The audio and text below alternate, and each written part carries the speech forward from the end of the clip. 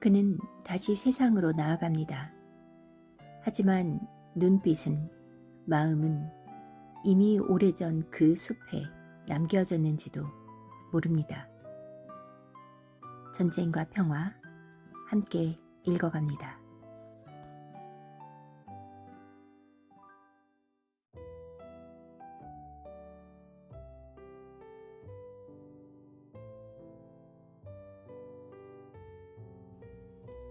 (1808년) 알렉산드로 황제는 나폴레옹 황제와 새로운 회담을 하기 위해 에어푸르트로 떠났고, 페테르부르크의 상류사회에서는 이 장엄한 회담의 위대성에 대해 많은 이야기들이 오갔다. 1809년 세계의 두 지배자, 사람들은 나폴레옹과 알렉산드르를 그렇게 불렀다. 그들의 친밀함은 그해 나폴레옹이 오스트리아 전쟁을 선포했을 때 러시아군이 이전의 동맹자인 오스트리아 황제에 맞서 이전의 적인 보나파르트를 원조하기 위해 국경을 넘을 정도로, 그리고 상류 사회에서 알렉산드르 황제의 누이들 가운데 한 명과 나폴레옹의 결혼 가능성이 거론될 정도로 발전했다. 그러나 대외 정책에 대한 판단 외에도 당시 러시아 사회는 정부가 그 무렵 전 분야에 걸쳐 시행 중이던 국내 개혁에 특히 열렬한 관심을 쏟았다.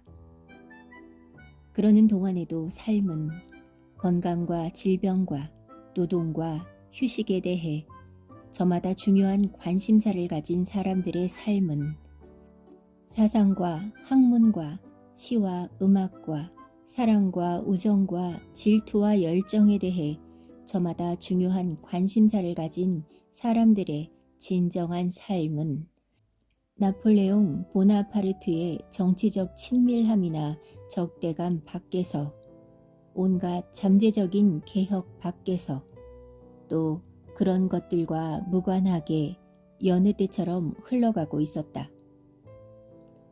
안드레이 공작은 시골에 틀어박혀 2해를 보냈다. 피에르가 자신의 영지에서 시도한, 그러나 이 일에서 저 일로 끊임없이 우왕좌왕하며 어떤 성과도 내지 못한 모든 계획들, 그 모든 계획들을 안드레이 공작은 누구에게도 이야기하지 않고 딱히 애쓰는 기색도 없이 전부 실현해냈다.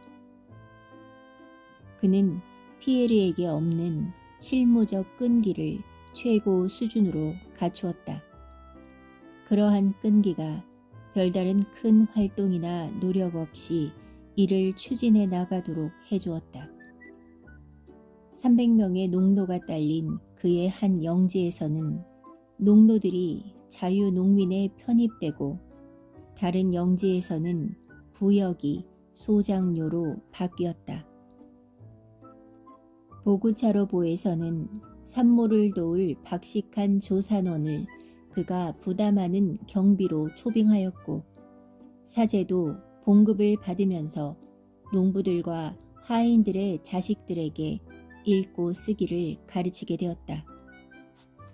안드레이 공작은 자신의 시간 가운데 절반을 리시의 고리에서 아버지와 아직 보모들의 돌봄을 받는 아들과 보냈다. 그리고 나머지 절반은 보구차로보 수도원에서 지냈다. 피에르에게는 세상의 모든 외면적인 사건에 관심이 없다고 말했으나, 그는 열심히 그 사건들을 주시했고 많은 책들을 받아보았다. 그리고 삶이 소용돌이치는 페테르부르크에서 새로운 손님들이 그나 그의 아버지를 찾아올 때면 국제 정치와 국내 정치에서 벌어지는 온갖 일들에 대한 그들의 지식이 시골에 칩거하는 자신보다 한참 뒤처진 것을 보며 놀라워하곤 했다. 영지에 관한 업무 외에도, 온갖 다양한 책들을 탐독하는 것 외에도 당시 안드레이 공작은 아군이 치른 지난 2번의 불행한 원정을 비판적으로 분석하고 아군의 군사 규약과 법규의 수정안을 작성하는 일에 몰두했다. 1809년 봄, 안드레이 공작은 자신이 후견을 맡은 아들의 라잔 영지로 떠났다. 봄 햇살에 몸이 따뜻해진 그는 콜랴스카에 앉아 갓 올라온 풀, 자작나무의 새잎, 새파란 하늘에 흩어져 흐르며 막 부풀기 시작한 봄의 하얀 구름들을 바라보았다. 그는 아무 생각 없이 즐거운 기분으로 멍하니 양옆을 바라보았다. 마차는 한 해 전 피에로와 이야기를 나누던 나루터를 지났다. 지저분한 마을, 탈곡장, 파릇파릇한 들판, 다리 옆에 잔설이 있는 비탈길, 진창이 된 오르막길, 곡물을 베고 난 그루터기와 여기저기 푸름이 짙어가는 떨기나무 숲이 줄무늬처럼 늘어선 곳을 지나 길 양옆에는 자작나무가 우거진 숲으로 들어섰다. 숲속은 무덥다시피 했고 바람소리조차 들리지 않았다. 끈끈한 초록 잎사귀가 온통 흩뿌려진 듯한 자작나무는 조금도 흔들리지 않았고 파릇파릇한 어린 풀과 보라색 꽃이 지난해 나온 잎사귀들 사이에서 잎들을 밀어 올리며 고개를 내밀었다. 자작나무 숲 곳곳에 흩어진 작은 전나무들은 늘 푸른 거친 잎으로 겨울을 떠올리게 하며 불쾌감을 자극했다. 숲에 들어간 말들은 콧김을 내뿜고 한층 눈에 띄게 땀을 흘리기 시작했다. 하인 표트르가 마부에게 뭐라고 말했다. 마부가 수긍하는 기색으로 대꾸했다. 그러나 표트르에게는 마부의 공감이 충분하지 않은 듯했다. 그는 마부대에서 주인을 돌아보았다. 공작가카, 정말 가뜩하지요. 그는 공손하게 웃으며 말했다. 뭐라고? 가뜩하다고요, 공작가카. 무슨 말을 하는 거지? 안드레이 공작은 생각에 잠겼다. 그래, 분명 봄에 관한 말일 거야. 그는 양옆을 돌아보며 생각했다. 그래, 벌써 모든 게 다 푸르구나. 정말 빠르군. 자작나무도, 귀룩나무도, 오리나무도 벌써. 그런데 참나무가 보이지 않네. 아, 저기 참나무가 있다. 길가에 참나무 한 그루가 있었다. 숲을 이룬 자작나무들보다 10배는 더 오래 살았을 그 나무는 여느 자작나무보다 10배는 더 굵고 2배는 더 컸다. 2아름 정도 되는 거대한 참나무는 오래전에 꺾인 듯한 큰 가지들과 묵은 상처로 뒤덮이고 갈라진 나무 껍질들이 보였다. 울퉁불퉁한 거대한 팔과 손가락을 볼품없이 비대칭으로 벌린 채 참나무는 생글거리는 자작나무들 사이에서 늙고 성마르고 남을 업신여기는 추악한 인간처럼 서 있었다. 오직 참나무 하나만이 봄의 매력에 복종하지 않고 봄도 햇살도 보려 하지 않았다. 봄, 사랑, 행복. 참나무는 이렇게 말하는 듯했다. 어떻게 너희는 언제나 똑같은 이 어리석고 무의미한 속임수에 질리지도 않는단 말이냐. 봄도 태양도 행복도 없다. 저기를 보아라. 짓밟혀 죽은 전나무들이 언제나 똑같은 모습으로 웅크리고 있다. 여기도 보아라. 나는 껍질이 벗어지고 꺾인 손가락들을 등이든 옆구리든 그 어디에서든 뻗어냈다. 그것들이 자랐기에 내가 이렇게 서 있는 것이다. 나는 너희의 희망과 속임수를 믿지 않는다. 숲을 지나치는 동안 안드레이 공작은 마치 참나무로부터 무언가를 기대하기라도 한 듯 몇 번이고 돌아보았다. 참나무의 밑동에도 꽃과 풀이 있었다.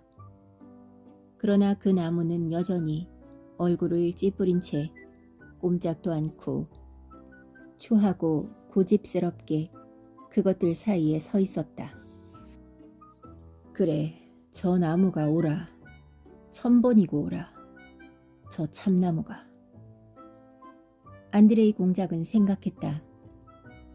다른 젊은 것들은 다시 그 속임수에 넘어가라지. 하지만 우리는 삶을 알아. 우리의 생은 끝났어.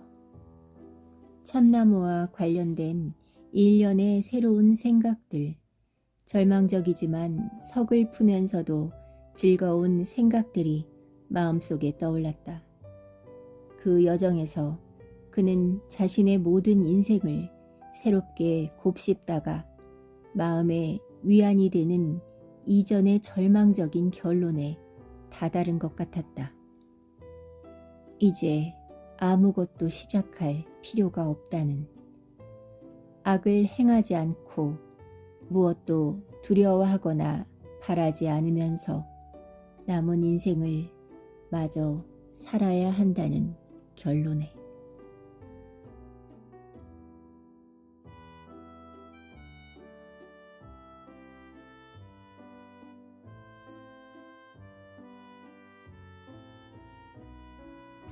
라잔 영지의 후견과 관련된 용무로 안드레이 공작은 군의 귀족 회장을 만나야 했다.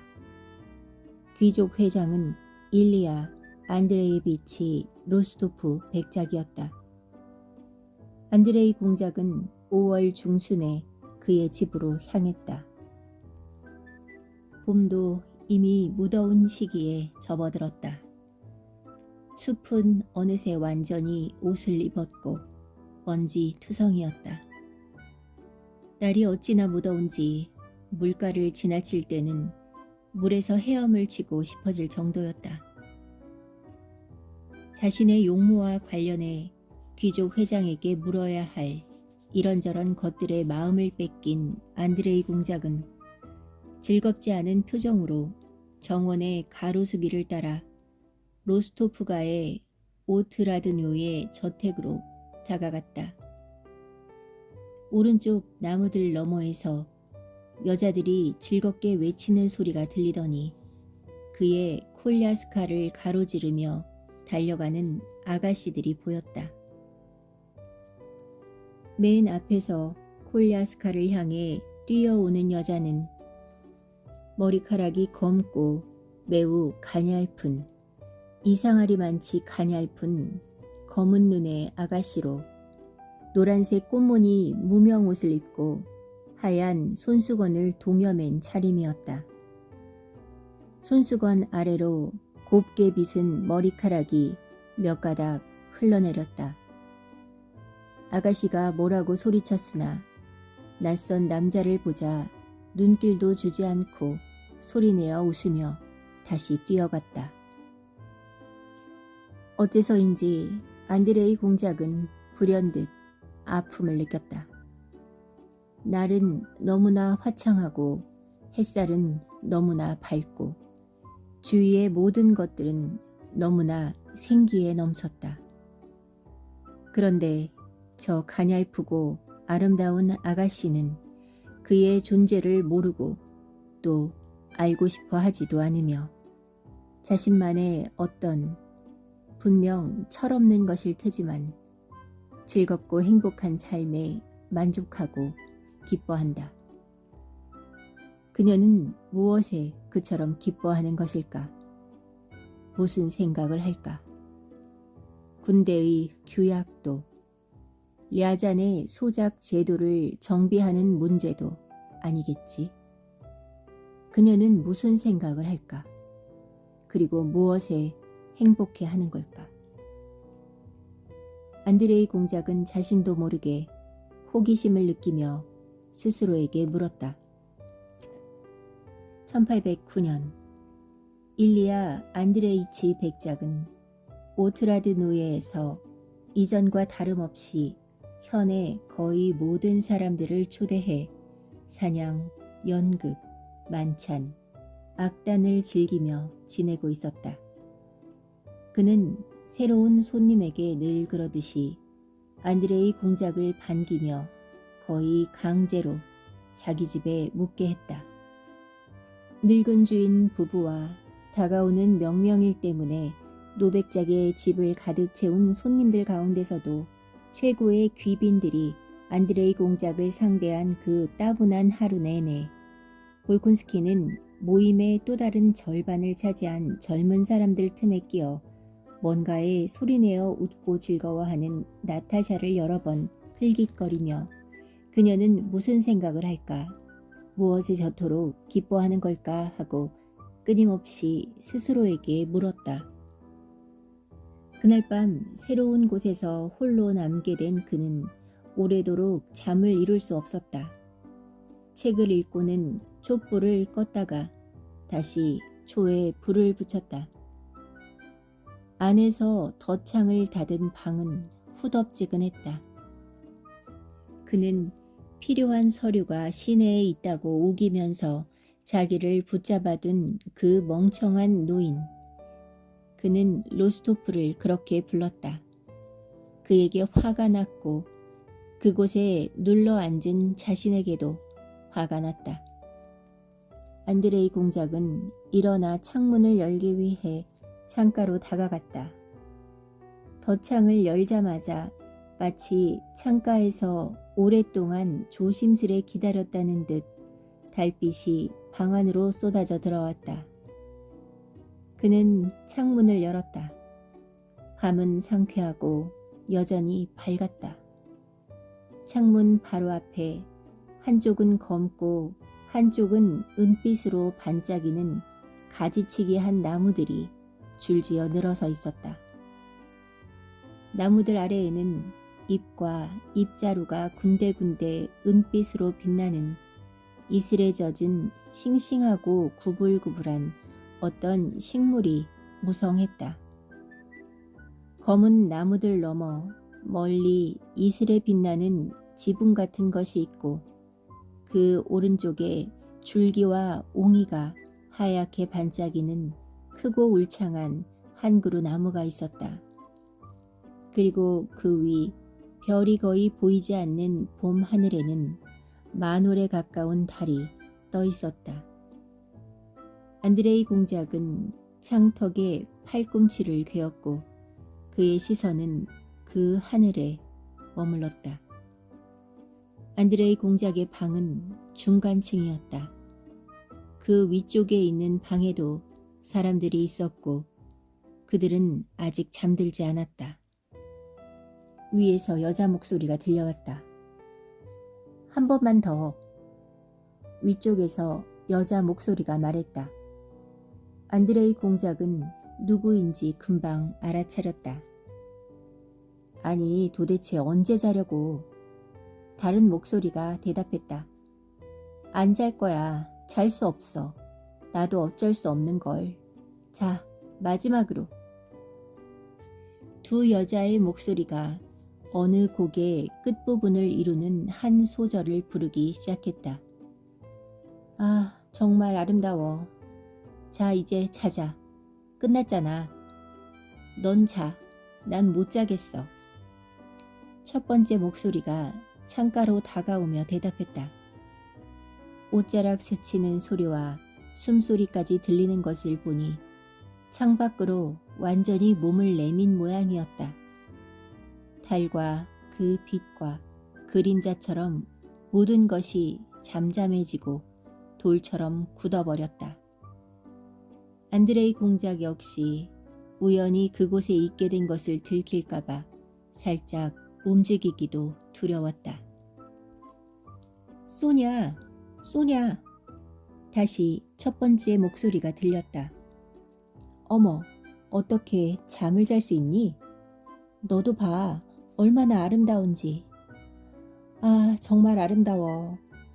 눈을 떠봐, 소냐. 그녀는 거의 울먹이는 목소리로 말했다.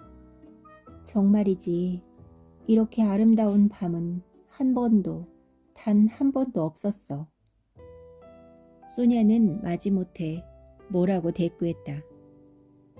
아니야, 달이 어떤지 너도 봐. 아, 너무 아름다워. 이리 와, 부탁이야. 이리 와봐. 자, 보여? 이렇게 웅크리고 앉아서 이렇게 말이야. 무릎 아래를 끌어안고 더 세게. 할 수 있는 한 더 세게. 있는 힘을 다해야지. 그리고 나는 거야. 이렇게. 그만해, 떨어지겠어. 신랑이 하는 소리며 소니아의 불만스러운 목소리가 들렸다. 벌써 1시가 넘었어. 아, 넌 항상 내 기분을 망치는구나. 자, 가렴, 가. 다시 모든 것이 고요에 잠겼다.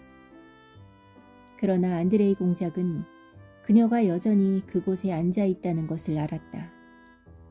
그는 이따금 조그맣게 바스락대는 소리를, 이따금 한숨 쉬는 소리를 들었다.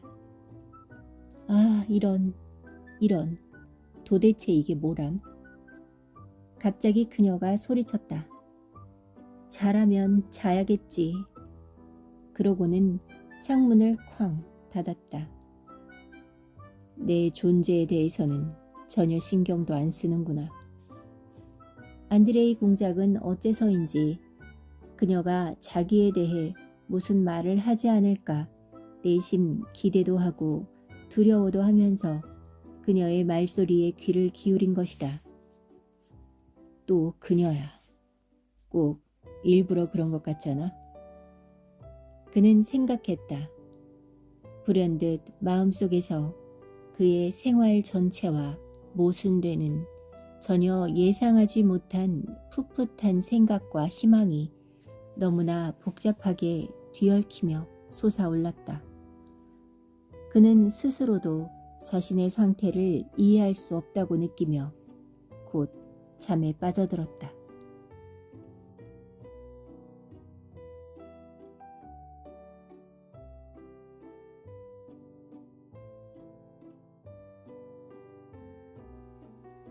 다음 날 안드레이 공작은 귀부인들이 나오기를 기다리지 않고 백작에게만 작별 인사를 한 후 집으로 출발했다.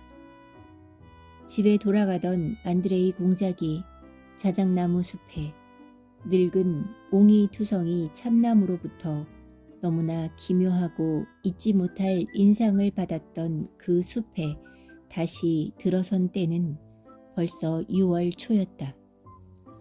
숲에서 말방울은 한 달 전보다 더욱 적막하게 울렸다. 숲은 온통 충만하게 채워져 그늘로 뒤덮이고 무성하게 우거져 있었다. 숲속에 드문드문 보이는 어린 전나무들도 전체적인 아름다움을 깨뜨리지 않고 전체의 특성을 흉내내면서 솜털에 덮인 새순으로 부드러운 녹색을 띠었다. 온종일 무더웠고 어디에선가 금방이라도 소나기가 내릴 것 같았다. 그러나 작은 구름 한 조각이 길의 흙먼지와 싱싱한 잎사귀에 빗방울을 흩뿌렸을 뿐이다. 숲의 왼편은 그늘져 어두웠다. 물기에 젖어 매끄럽게 윤기가 도는 오른편 숲은 바람에 살랑살랑 흔들리며 햇살을 받아 반짝반짝 빛났다. 모든 것이 꽃을 활짝 피웠다. 꾀꼬리들이 지적이었다. 그 소리는 때로 멀리서 때로 가까이에서 울려 퍼졌다. 그래, 여기 이 숲에 나와 한마음이 된 참나무가 있었지. 안드레이 공작은 생각했다. 그런데 어디에 있을까? 안드레이 공작은 길 왼편을 쳐다보며 다시 생각에 잠겼다.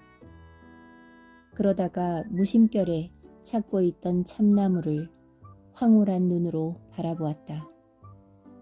그는 그것이 그 나무임을 알아차리지 못했다. 완전히 탈바꿈한 늙은 참나무는 싱그럽고 지푸른 녹음을 덮개처럼 펼친 채 저녁 햇살 속에 가볍게 흔들리며 더 없는 기쁨에 잠겨 있었다. 옹이투성이 손가락도 종기도 늙은이의 비탄과 불신도 전혀 보이지 않았다.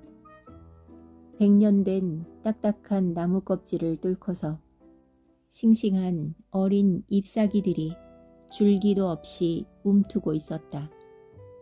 그 노인이 그것들을 생산했다고는 믿을 수 없을 정도였다. 그래, 바로 그 참나무야. 안드레이 공작은 생각했다. 그러나 딱히 이유 없이 기쁨과 부활이라는 봄의 느낌이 갑자기 그에게 찾아왔다.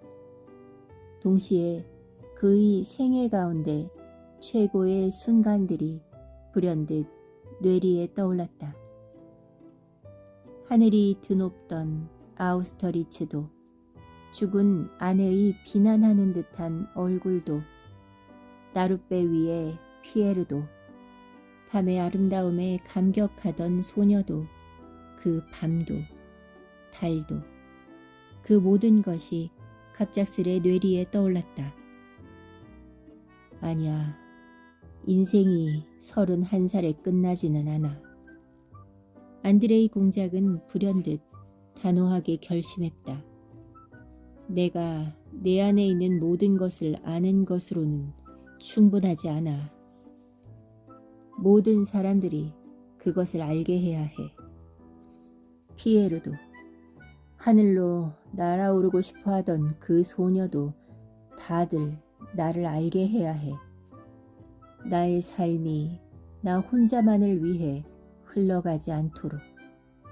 사람들이 그 소녀처럼 나의 삶과 무관하게 살지 않도록 해야 해. 나의 삶이 모든 사람들에게 반영되도록, 그들 모두가 나와 더불어 살아가도록 해야 해. 여행에서 돌아온 안드레이 공작은 가을에 페테르부르크로 떠날 결심을 하고 그 결심에 대한 갖가지 이유들을 궁리했다. 왜 페테르부르크로 떠나 그곳에서 근무까지 해야 하는지에 대한 일련의 이성적이고 논리적인 근거들이 그가 원하는 대로 매 순간 준비되었다. 한 달 전에는 시골을 떠난다는 생각을 하게 되리라고 상상도 할 수 없었던 것처럼 이제 그는 어떻게 자신이 한때나마 삶에 활동적으로 참여할 필요성을 의심할 수 있었는지 이해하기 힘들었다. 만약 인생에서 얻은 모든 경험을 일에 적용하지 않고 다시 삶에 활동적으로 참여하지 않으면 그 모든 경험들이 헛되고 무의미해질 것이 틀림없었다. 인생에서 나름의 교훈을 얻고도 또다시 유용한 존재가 될 가능성이나 행복과 사랑의 가능성을 믿으면 스스로를 비하하는 셈이 되리라는 생각이 어떻게 예전의 빈약한 이성적 근거의 토대 위에서 그처럼 명백한 것으로 여겨졌는지 도무지 이해할 수 없었다. 이제 이성은 전혀 다른 것을 속삭였다. 그 여행 이후 안드레이 공작은 시골에 사는 것을 지루해하기 시작했고 예전의 일에도 더 이상 흥미를 느끼지 않았다. 서재에 혼자 앉아 있을 때면 종종 자리에서 일어나 거울로 다가가서는 오랫동안 자신의 얼굴을 바라보곤 했다. 그러고 난 뒤에는 고개를 돌려 고인이 된 리자의 초상화를 쳐다보았다. 머리를 그리스풍으로 곱슬곱슬 부풀려 올린 그녀가 금빛 액자에서 다정하고 밝게 그를 보았다.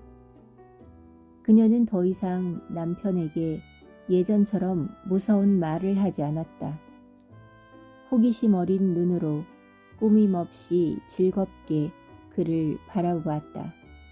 그러면 안드레이 공작은 뒷짐을 진 채 인상을 쓰기도 하고 빙그레 웃기도 하면서 오랫동안 방안을 거닐었다. 비이성적이고 말로 표현할 수 없는 범죄처럼 은밀한 피에로와 명예와 창가의 아가씨와 참나무와 여성의 아름다움과 사랑에 관련된 자신의 전 생애를 바꾸어 놓은 상념들을 곰곰이 곱씹어 보았다.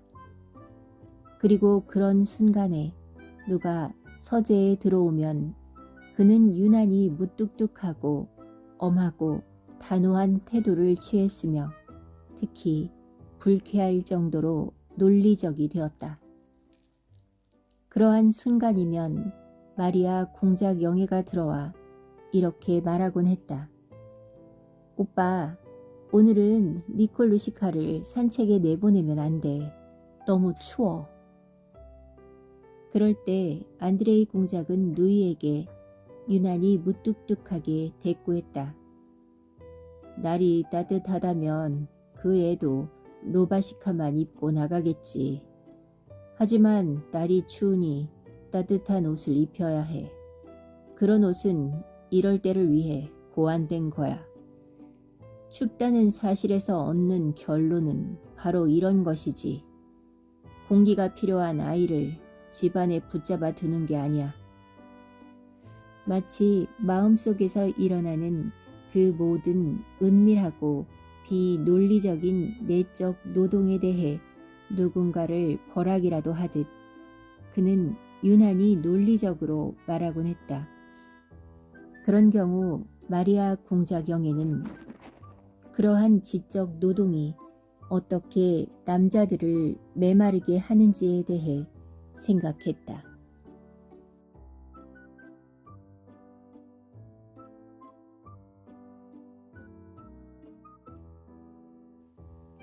안드레이 공작은 1809년 8월에 페테르부르크로 돌아왔다. 젊은 스페란스키의 명예와 그가 수행한 대변혁의 에너지가 절정에 이른 때였다. 바로 그 8월에 군주는 콜랴스카를 타다가 굴러떨어져 한쪽 다리에 부상을 입었고 3주 동안 페테르고프에 머물며 매일같이 스페란스키만 만났다. 사교계를 불안에 떨게 만든 궁정 관등의 폐지와 8등 문관 및 5등 문관의 임용시험이라는 그 유명한 두 가지 칙령뿐 아니라 국무협의회부터 지방행정구역의 최소 단위 관청에 이르기까지 사법, 행정, 재정에 걸쳐 러시아에 현존하는 통치 질서를 개조할 헌법 전체가 마련된 것은 이 무렵이었다. 알렉산드르 황제가 권좌에 오를 때 품었던 차르토리스키, 노보실초프, 코추베이, 스트로가노프 같은 조력자들의 도움으로 실현하고자 애쓴 모호한 자유주의적 공상이 드디어 실현되고 구체화된 것이다. 이제 그 모든 이들을 대신하여 스페란스키가 내정 분야를, 아락체예프가 군사 분야를 맡았다. 시종인 안드레이 공작은 도착하자마자 궁정에 가서 군주를 아련했다. 군주는 그를 2번 만났으나 한마디도 건네지 않았다. 안드레이 공작은 예전부터 늘 군주가 그를 싫어하는 것 같다고 그의 얼굴과 존재 전체를 불쾌해 한다고 느꼈다. 그를 바라보는 군주의 그 밀치는 듯한 무정한 시선에서 안드레이 공작은 이 추측에 대해 예전보다 더욱 강한 확신을 품게 되었다. 궁정 신하들은 안드레이 공작에 대한 군주의 냉담함을 이렇게 설명했다. 볼콘스키가 1805년 이후 복무하지 않은 것에 황제 폐하께서 불만스러워 하신다고. 우리가 호감과 반감을 통제하지 못한다는 것은 나도 잘 알아. 안드레이 공작은 생각했다. 그러니 군대의 규약에 대한 나의 제안서를 폐하께 직접 제출하는 것은 아예 꿈도 꿀 수 없겠군. 하지만 사실이 스스로 말하겠지.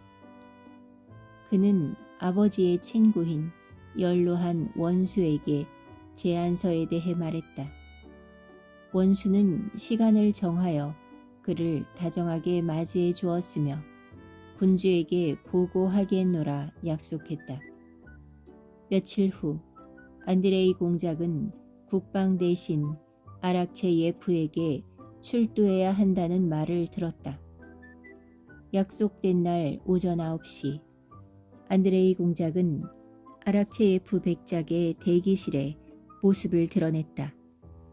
안드레이 공작은 아락체 예프를 개인적으로 알지 못했고 한 번도 만난 적이 없었다. 그러나 아락체 예프에 대해 아는 모든 것들이 그의 마음속에 이 남자에 대한 존경을 거의 불러일으키지 못했다.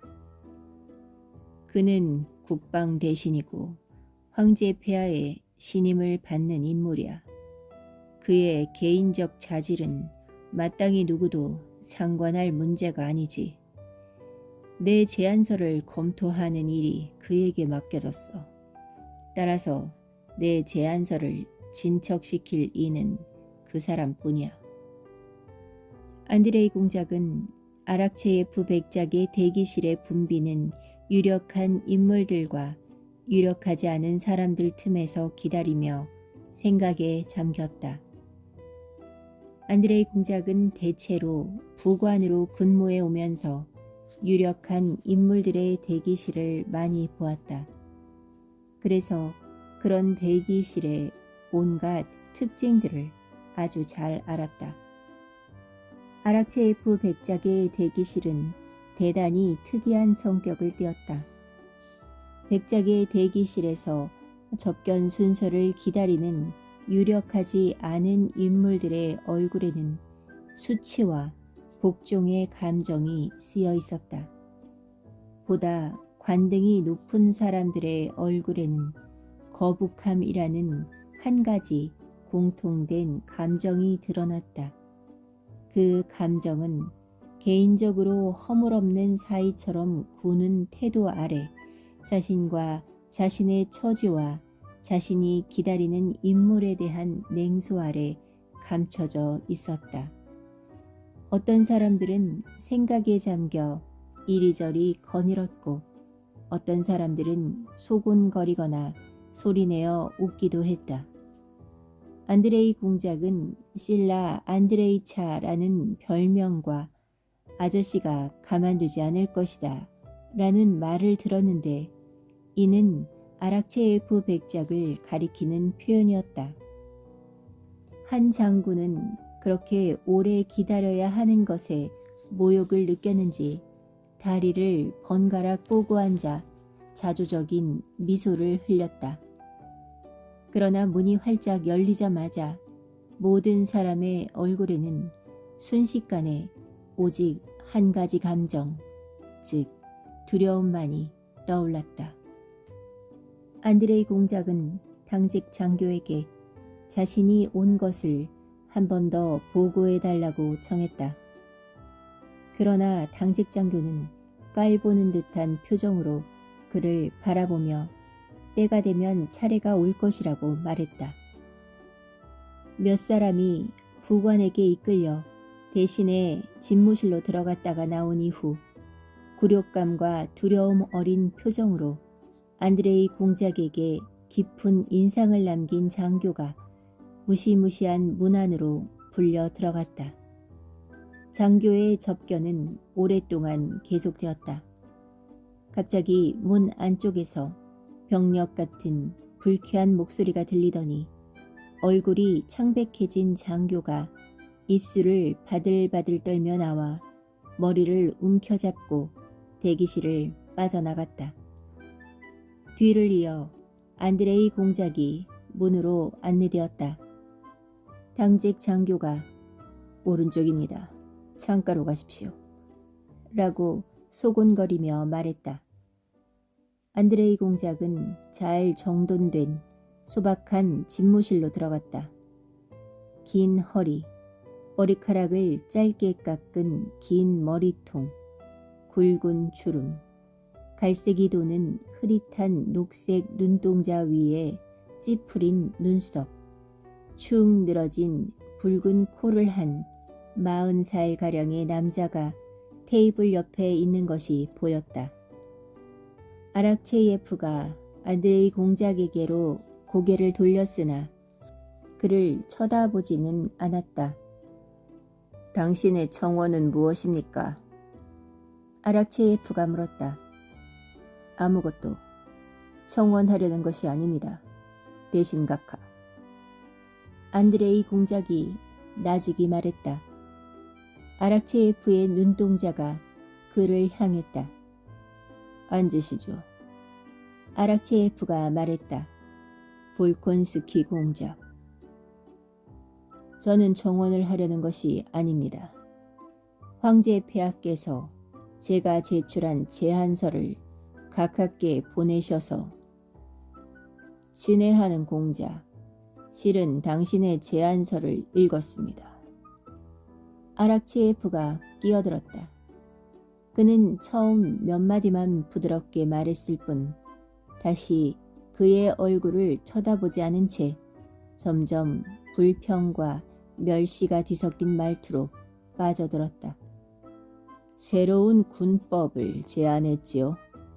법률은 많습니다. 옛날 법률을 시행하는 사람은 아무도 없지요. 요즘에는 모두들 법안을 저술합니다. 집필하는 것이 행하는 것보다 쉬우니까요. 전 황제 폐하의 뜻으로 제가 제출한 제안서를 어떻게 처리하실지 각하께 확인하러 왔습니다. 안드레이 공작이 정중하게 말했다. 당신의 제안서는 결제를 해서 위원회로 보냈습니다. 난 승인할 수 없습니다. 아락체예프는 일어나 책상에서 서류 한 장을 가져오며 말했다. 여기 있습니다. 그는 안드레이 공작에게 서류를 건넸다. 서류에는 대문자, 맞춤법, 구두법을 무시한 채 종이를 가로지르듯 연필로 다음과 같이 적혀 있었다.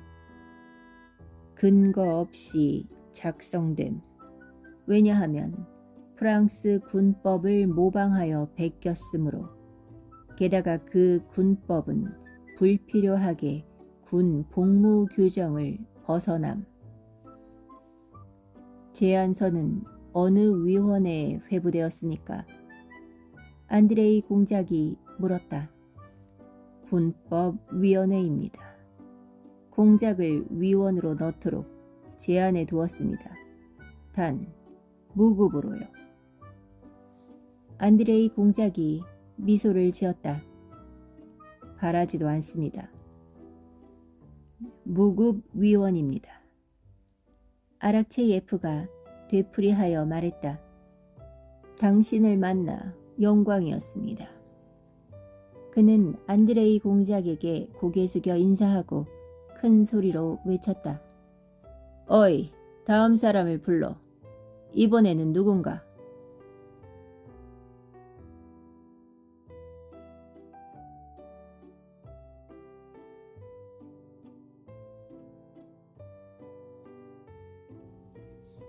위원회의 위원에 임명되었다는 통지를 기다리는 동안 안드레이 공작은 옛 친분을, 특히 세력이 있고 도움이 될 만하다고 생각되는 사람들과의 친분을 회복했다. 지금 그는 페테르부르크에서 전투 전야와 비슷한 감정을 경험하고 있었다. 불안한 호기심이 그를 괴롭히고 지고한 세계로 수백만 명의 운명이 걸린 미래가 마련된 그곳으로 그를 저항할 수 없이 끌어당기던 그 밤의 감정을 노인들의 분노를 통해 경험과 지식이 부족한 사람들의 호기심을 통해 사정에 밝은 사람들의 조심스러움을 통해 모든 사람들의 초조와 근심을 통해 날마다 새롭게 존재를 확인하게 되는 무수한 위원회를 통해 그는 1809년 현재 이곳 페테르부르크에서 어떤 거대한 시민전쟁이 곧 일어나려 하고 전쟁의 총사령관은 그가 아직 모르는 천재적으로 보이는 신비한 인물 스페란스키라는 것을 알게 되었다. 그가 어렴풋이 아는 개혁 문제와 그 중심 인물인 스페란스키가 어찌나 호기심을 끌어당기던지 군법 문제는 그의 의식에서 너무도 빨리 부차적인 자리로 밀려나기 시작했다. 안드레이 공작은 당시 페테르부르크 사회의 온갖 다양한 상류 사회의 모임에서 환대를 받기에 더할 나위 없이 유리한 상황이었다. 개혁파는 진심으로 그를 반기며 꾀었다. 첫 번째 이유는 그가 지성과 박식함으로 명성이 자자했기 때문이고, 두 번째 이유는 영지의 농노들을 해방함으로써 이미 자유주의자라는 평판을 얻었기 때문이다. 불만을 품은 원로파는 개혁을 비판하며 마치 아들을 대하는 아버지처럼 그에게 공감을 호소했다. 여성들의 모임인 사교계도 기쁘게 그를 맞이했다. 그가 부유한 명문가 출신의 신랑감인데다 잘못 알려진 죽음과 아내의 비극적 종말에 대한 낭만적인 이야기를 후광처럼 드리운 거의 새로운 인물이었기 때문이다. 게다가 예전부터 알던 사람들은 그가 지난 5년 동안 더 좋은 쪽으로 많이 변화하고 온화해지고 성숙해졌다며 이전의 허위와 오만과 냉소가 없어지고 세월과 더불어 생기는 여유로움이 묻어난다며 입을 모아 말했다. 모두가 그에 대해 이야기하고 그에게 관심을 보이고 그를 만나고 싶어 했다. 아락체예프 백작을 방문한 다음 날 저녁에 안드레이 공작은 코추베이 백작의 집을 찾았다. 그는 백작에게 실라 안드레이차, 코추베이는 안드레이 공작이 국방 대신의 대기실에서 본 것과 같은 모호한 냉소를 흘리며 아락체예프를 그렇게 불렀다. 와 만난 일을 들려주었다. 친구, 코추베이가 말했다. 이런 문제에서조차 당신은 미하일 미하일로비치를 피해가기 어렵습니다. 그는 대단한 소환과예요. 내가 그에게 말하지요. 그가 저녁에 오겠다고 약속했습니다. 스페란스키가 군법과 무슨 상관이 있습니까? 코추베이는 빙그레 웃으며 볼콘스키의 순진함에 놀랐다는 듯 고개를 절레절레 흔들었다. 며칠 전 그와 당신에 대해 이야기했습니다. 코추베이가 계속 말했다. 당신의 자유농민에 대해서 말이죠. 아, 그게 당신이었구려, 공작. 농노들을 해방했다는 사람이. 예카체리나 대제 시대의 노인이 볼콘스키를 경멸하는 눈초리로 돌아보며 말했다. 수익을 전혀 못 내는 작은 영지였습니다. 볼콘스키는 쓸데없이 노인을 자극하지 않기 위해 행동을 부드럽게 하려고 애쓰며 말했다. 뒤처질까봐 두려운가 보구려. 노인이 코추베이를 쳐다보며 말했다. 도무지 이해할 수 없소. 노인이 계속해서 말했다. 그들에게 자유를 주면 도대체 누가 땅을 경작한단 말이오. 법을 만들기는 쉽소. 하지만 통치하는 것은 어려운 일이오.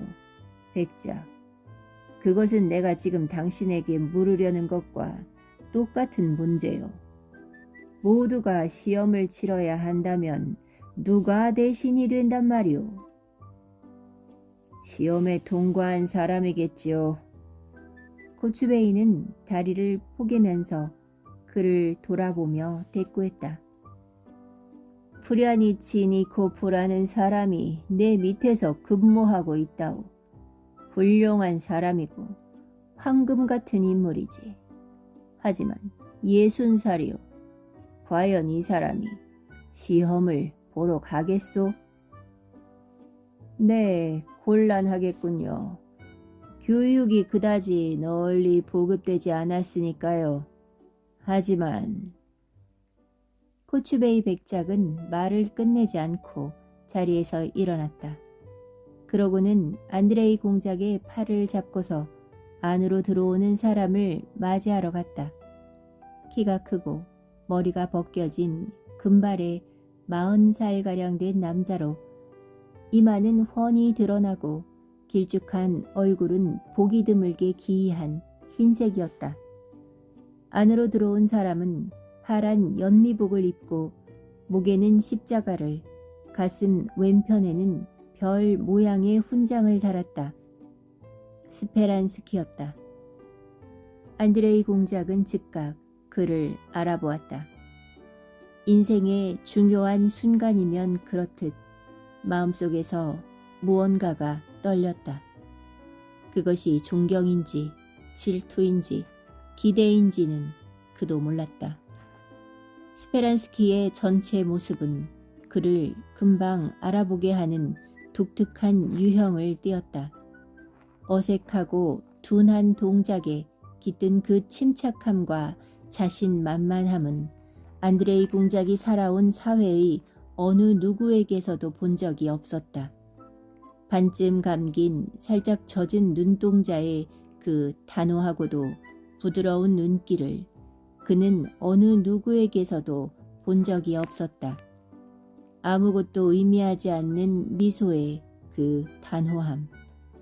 그처럼 가늘고 고르고 조용한 목소리. 무엇보다 그 부드러운 하얀 얼굴. 특히 다소 크면서도 보기 드물게 통통한 부드러운 하얀 손을 그는 본 적이 없었다. 그런 하얗고 부드러운 얼굴은 병원에서 오래 지낸 병사들에게서나 보았다. 그 사람이 바로 스페란스키였다. 국무 대신이자 군주의 조언자이며 에어프루트에서 군주와 동행한 사람이었다. 그곳에서 스페란스키는 나폴레옹과 수차례 만나 회담을 했다.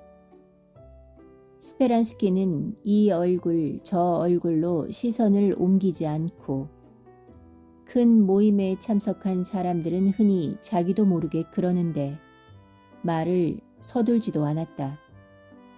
사람들이 자기 말을 들을 것이라는 확신을 가지고 오직 자신과 이야기를 나누는 상대의 얼굴만 바라보았다. 안드레이 공작은 스페란스키의 모든 말과 몸짓을 매우 유심히 지켜보았다. 특히 가까운 사람들을 엄격히 판단하는 사람들이 종종 그러듯 안드레이 공작은 새로운 인물, 특히 스페란스키처럼 명성을 통해 알게 된 인물과 마주칠 때면 언제나 그 사람에게서 인간적 덕목들의 완전 무결함을 기대했다. 스페란스키는 코추베이에게 더 일찍 오지 못해 유감스럽다고, 궁전에서 사람들에게 붙잡혀 있었다고 말했다. 그는 군주가 자신을 붙잡아 두었다고 말하지 않았다. 그리고 그 겸손한 척하는 가식을 안드레이 공작은 알아차렸다. 코추베이가 안드레이 공작의 이름을 소개하자 스페란스키는 똑같은 미소를 머금은 채 천천히 볼콘스키에게로 시선을 옮기고 말없이 그를 바라보았다. 당신을 알게 되어 무척 기쁩니다. 모든 이들처럼 나도 당신에 대해 들었습니다. 그가 말했다. 코추베이는 아락체예프가 볼콘스키를 접견한 일에 대해 몇 마디 말했다. 스페란스키는 더욱 환하게 미소를 지었다. 군법위원회 의장은 나의 절친한 친구인 마그니츠키입니다. 그는 음절 하나하나, 단어 하나하나를 또렷이 발음하며 말했다. 그러니 당신이 원한다면 내가 그와 만나게 해줄 수 있습니다. 그는 마침표에서 잠시 쉬었다. 이성적인 모든 사람들에게 협력하려는 열망과 공감을 그 사람에게서 발견하게 되기를 기대하겠습니다. 스페란스키의 주위에 곧 작은 모임이 형성되었다. 자신의 관리인 프리아니치니코프에 대해 이야기하던 노인도 스페란스키를 돌아보며 질문을 던졌다. 안드레이 공작은 대화에 끼지 않고 스페란스키의 얼마 전까지만 해도 보잘것없는 신학생이었으나 이제는 두 손에, 그 하얗고 통통한 두 손에 러시아의 운명을 거머쥔 볼콘스키에게는 그렇게 여겨졌다. 그 남자의 모든 움직임을 관찰했다. 안드레이 공작은 스페란스키가 노인에게 대꾸할 때 보인 경멸 섞인 놀랄만한 침착함에 충격을 받았다. 스페란스키는 측량할 수 없이 높은 곳에서 너그러이 말을 건네는 것 같았다. 노인이 지나치게 큰 목소리로 이야기하기 시작하자 스페란스키는 미소를 지으며 자기로서는 군주가 원하는 것에 장단점을 논할 수 없다고 말했다. 전체 모임에서 잠시 이야기를 한 스페란스키는 자리에서 일어나 안드레이 공작에게 다가와 그를 방의 반대편 끝으로 데려갔다. 그는 볼콘스키에게 관심을 가질 필요가 있다고 생각하는 듯 했다. 공작, 저 훌륭한 노인장 때문에 끌려 들어간 활기찬 대화 탓에 당신과 미처 이야기를 나누지 못했군요. 그는 온화하면서도 경멸 어린 미소를 지으며 말했다. 그 미소를 통해 방금 이야기를 나눈 사람들의 보잘것없음을 안드레이 공작과 마찬가지로 자신도 잘 안다고 고백하는 듯 했다. 그런 태도가 안드레이 공작의 마음을 흡족하게 했다.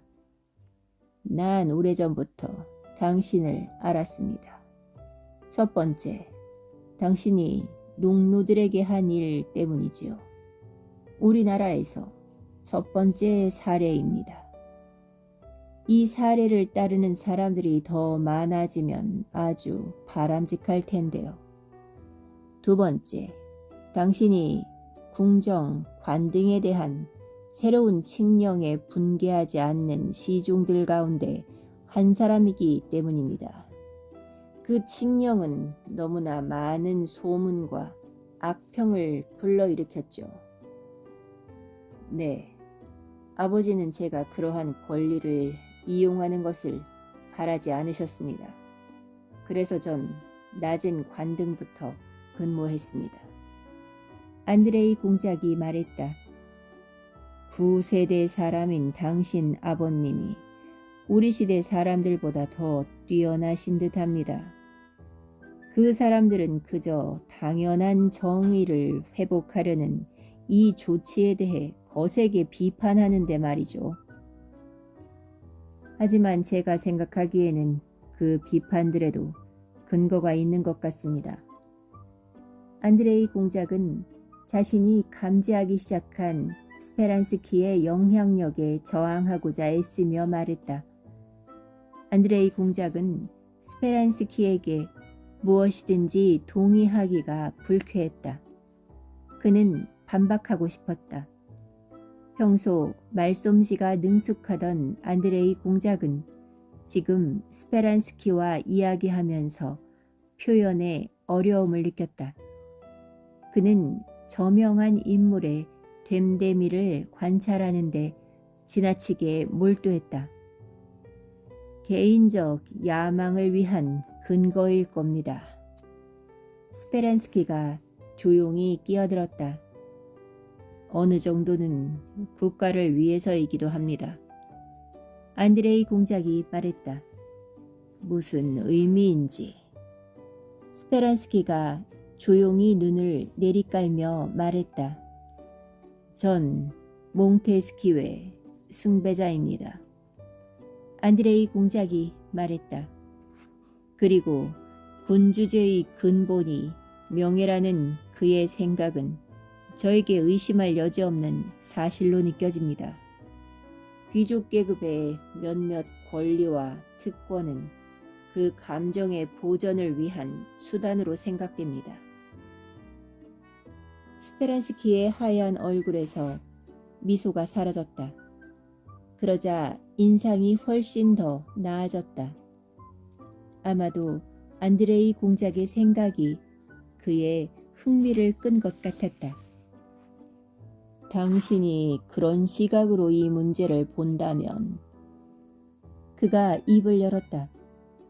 그는 프랑스어로 표현하는데 어려움을 느끼는 것이 분명했고 러시아어를 구사할 때보다 더 느리게 말했지만 완벽할 정도로 침착했다.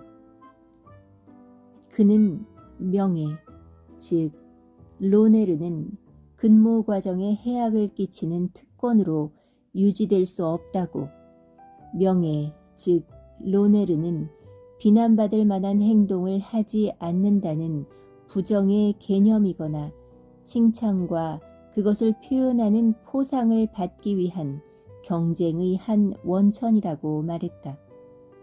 그의 논거는 간결하고 명료했다. 그 명예, 즉 경쟁의 원천을 유지하는 제도는 위대한 황제 나폴레옹의 레지옹 도네르 같은 제도입니다. 직무의 성공에 해악을 끼치지 않고 그것을 위해 협조하는 제도이지 신분이나 궁정의 특권이 아닙니다. 전 논쟁을 하려는 게 아닙니다. 하지만 궁정의 특권이 똑같은 목적을 성취하는 것에 대해 부정할 수는 없습니다. 안드레이 공작이 말했다. 궁전의 모든 신하들은 지위를 위엄 있게 지키는 것이 의무라고 생각하니까요. 당신은 그 지위를 이용하려 하지 않았습니다, 공작. 스페란스키는 미소로써 상대방에게 거북할 만한 논쟁을 친절한 말로 끝내고 싶다는 뜻을 나타내며 말했다. 만약 당신이 수요일에 우리 집을 방문하는 영광을 베풀어 주신다면 마그니츠키와 상의하여 당신에게 흥미로울 만한 것을 알려드리겠습니다. 아울러 난 당신과 더 상세히 이야기할 기쁨을 누리고요. 그는 이렇게 덧붙이고는 눈을 감고 허리를 굽혀 인사했다. 그리고 프랑스식으로 작별 인사도 없이 눈에 띄지 않으려고 애쓰며 홀에서 나갔다.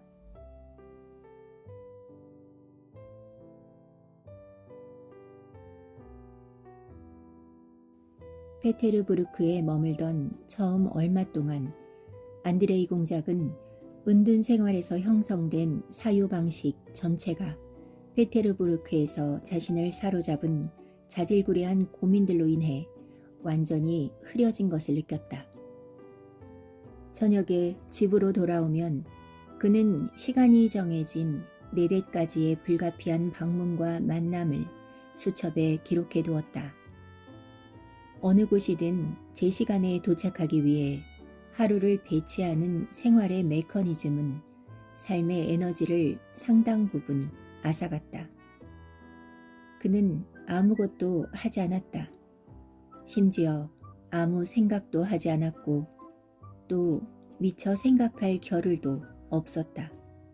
그저 짓거릴 뿐이었으며 예전에 시골에서 생각할 틈이 있었던 것들에 대해서는 성공적으로 말했다. 그는 이따금 하루 동안 여러 모임에서 똑같은 말을 되풀이했다는 것을 불쾌한 심정으로 깨닫곤 했다. 그러나 하루 종일 어찌나 바쁜지 미처 아무것도 하지 않았다는 사실을 생각할 겨를도 없었다. 코추베이의 집에서 처음 만났을 때처럼 스페란스키는 수요일에 자신의 집에서도 안드레이 공작에게 강렬한 영향을 미쳤다. 스페란스키는 홀로 은밀하게 볼콘스키를 맞이하여 오랫동안 허심탄회하게 이야기를 나누었다. 안드레이 공작은 대단히 많은 사람들을 경멸스럽고 보잘것없는 존재로 생각해왔다. 그는 다른 사람에게서 자신이 추구하는 완벽함에 살아있는 이상을 너무도 발견하고 싶었던 나머지 완벽하게 이성적이고 덕망 있는 인간이라는 그 이상을 스페란스키에게서 찾았다고 쉽게 믿어버렸다. 스페란스키가 안드레이 공작과 똑같은 사회에 속하고 똑같은 교육과 정신적 습성을 갖춘 사람이었다면 안드레이 공작도 그의 영웅적 측면이 아닌 나약하고 인간적인 측면을 금방 발견했을 것이다. 그러나 지금 그 낯선 논리적인 사유방식은 충분히 이해되지 않는다는 바로 그런 이유로 그의 마음속에 더욱더 존경을 불러일으켰다. 게다가 스페란스키는 안드레이 공작의 능력을 높이 평가해서인지 그를 자기 편으로 끌어들일 필요가 있다고 생각해서인지 안드레이 공작 앞에서 특유의 공정하고 침착한 이성으로 교태를 부렸으며 자부심과 결합된 교활한 아첨으로 그를 지켜 세웠다. 그 자부심이란 다른 모든 사람들의 어리석음이나 자신들의 생각이 지닌 현명함과 깊이를 이해할 인간은 오직 자신과 자신의 대화 상대뿐이라는 무언의 인정에 존재했다. 수요일 저녁에 오간 긴 대화에서 스페란스키는 여러 차례 이런 말을 했다. 우리 사이에는 뿌리 깊은 습성의 일반적인 수준을 벗어나는 모든 것들이 고려되지만 또는 빙그레 웃으며 그러나 우리는 늑대도 배부르고 양들도 무사하기를 바라죠. 하기도 하고 저들은 이것을 이해하지 못해요. 라고 말하기도 했다. 그리고 계속 우리, 당신과 나, 우리는 뭐가 저들이고 누가 우리인지 알잖아요. 하는 표정을 지었다. 스페란스키와 나눈 그 최초의 긴 대화는 안드레이 공작의 마음속에서 그를 처음 만났을 때 느꼈던 감정을 한층 강화할 뿐이었다. 안드레이 공작은 스페란스키에게서 이성적이고 엄격하게 사고하는 원대한 지성의 소유자를 힘과 끈기로 권력을 성취하고 그 권력을 러시아의 행복을 위해서만 사용하는 인간을 보았다. 안드레이 공작의 눈에 스페란스키는 삶의 모든 현상을 이성적으로 설명하고 이성적인 것만을 현실적인 것으로 인정하고 합리성이라는 척도를 모든 것에 능히 적용하는 안드레이 공작이 너무도 되고 싶었던 그런 사람이었다. 스페란스키가 설명하면 모든 것이 너무나 단순 명쾌하게 느껴져 안드레이 공작은 자기도 모르게 모든 면에서 맞장구를 치고 있었다.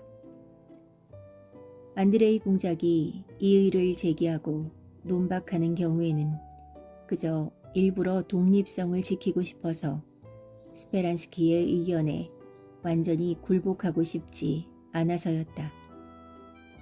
모든 것이 옳고 모든 것이 훌륭했다. 다만 한 가지가 안드레이 공작의 마음을 어지럽혔다. 그것은 자신의 마음속에 타인을 들이지 않는 거울같이 차가운 스페란스키의 시선과 하얗고 부드러운 손이었다. 사람들이 권력을 소유한 사람을 대할 때 흔히 그러듯이 안드레이 공작도 무심결에 스페란스키의 손을 보았다.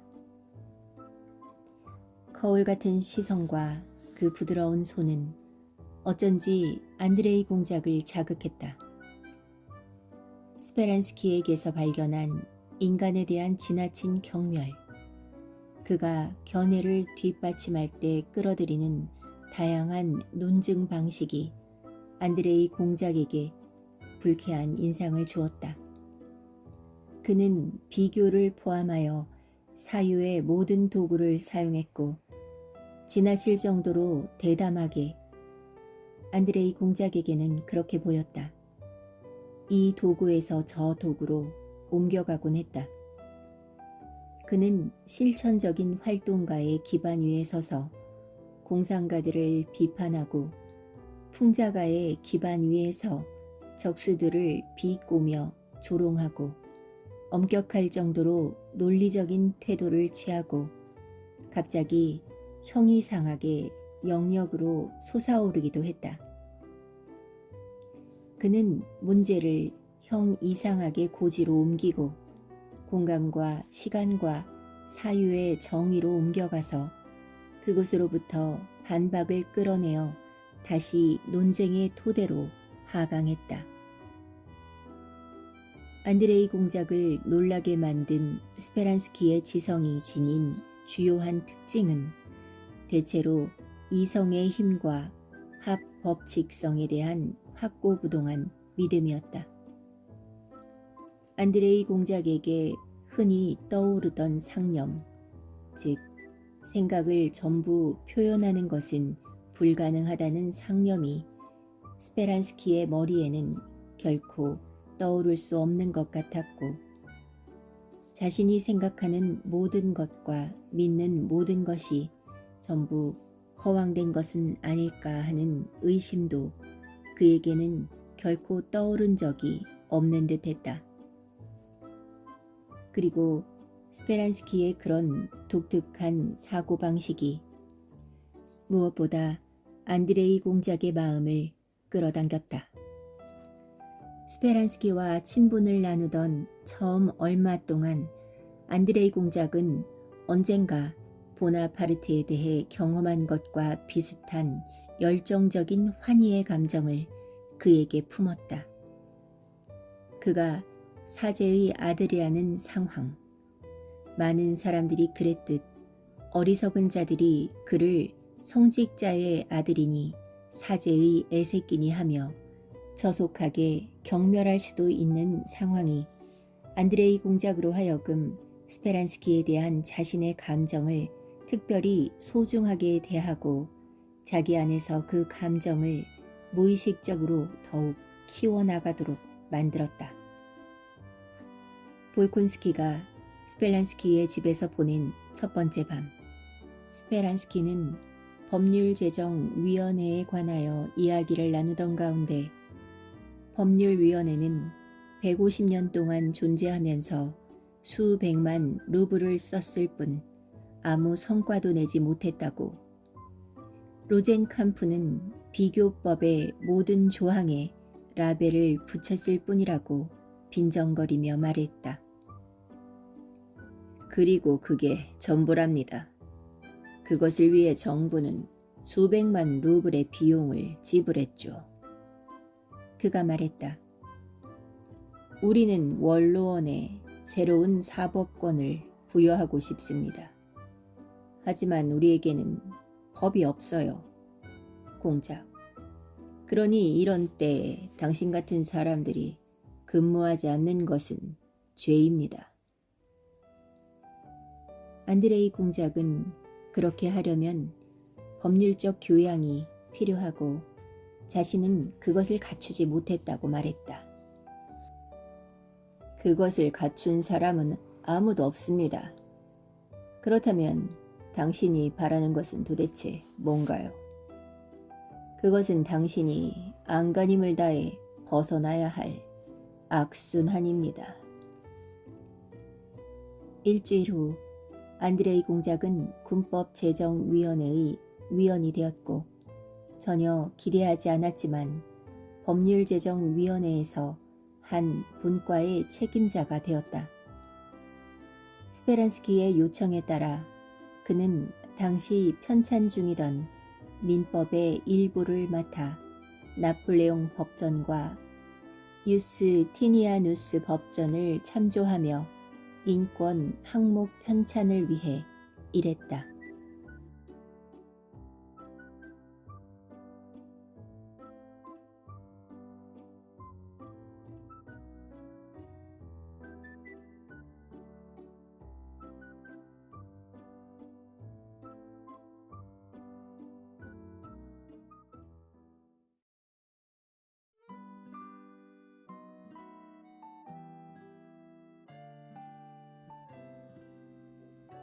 당신도 어느 순간 이성과 신념 사이에서 흔들렸다면 그 시간은 헛되지 않았을 것입니다. 삶은 언제나 그 틈에서 피어나는 것이니까요. 편안한 밤 되세요. 책 읽는 아씨였습니다.